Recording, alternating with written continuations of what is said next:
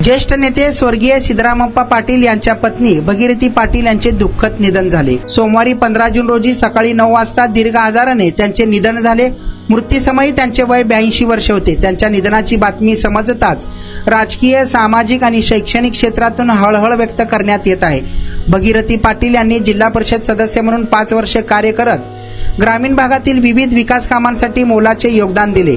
आपल्या साध्या, मनमिळावू आणि सेवाभावी स्वभावामुळे त्या सर्वसामान्य नागरिकांमध्ये लोकप्रिय होत्या। जनतेच्या प्रश्नांबाबत त्या नेहमीच संवेदनशील राहिल्या आणि सामाजिक कार्यातही त्यांचा सक्रिय सहभाग होता। त्या जिल्हा परिषदेचे माजी उपाध्यक्ष शिवानंद पाटील यांच्या मातोश्री होत।